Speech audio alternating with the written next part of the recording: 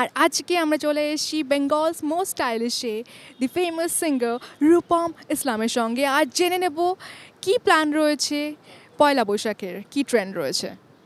পয়লা বৈশাখ তো এখনও দেরি আছে, এখনও এত তাড়াতাড়ি আমি প্ল্যান করি না। আমার ট্রেন্ডটা এরকমই যে খুব বেশি দিন আগে ভাবি না। যেরকম আজকের ব্যাপারটা আমি আজকেই ভাবছি, হয়তো 4-5 দিন আগে ভাবলেও ভাবতে পারি। এখনও দেরি আছে, সময় আছে। Okay, so is there any memory of Poila Baishakh, ছোটোবেলার হোক বড়োবেলার হোক? পয়লা বৈশাখের যেটা একটা খুব অঙ্গাঙ্গী জিনিস সেটা হচ্ছে হালখাতা।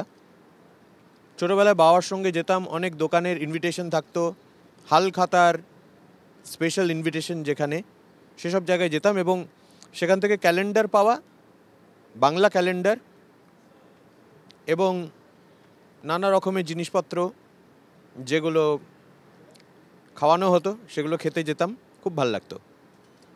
Next, what is trend in your thought?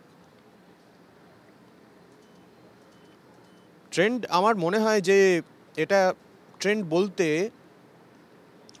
যেটা চলতি সেটাকে বোঝানো হয়। তো অনেক সময় চলতিকে ভেঙে দিয়েও নতুন চলতি তৈরি করা, সেটা ভেতর থেকে যদি আসে তাহলে সেটাই আমার মনে হয় সব থেকে সার্থক ট্রেন্ড।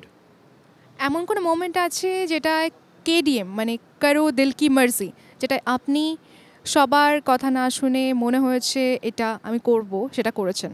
আমার মিউজিক বাংলা রক, করো দিল কি মর্জি। And this is for you from KDM. Thank you. KDM এর থেকে এই গিফটটা পেলাম, করো দিল কি মর্জি, করো যা মন চায়। Thank you. আমার মোস্ট ফেভারিট ইমোজি হচ্ছে smiley. Thank you so much. Thank you, thank you.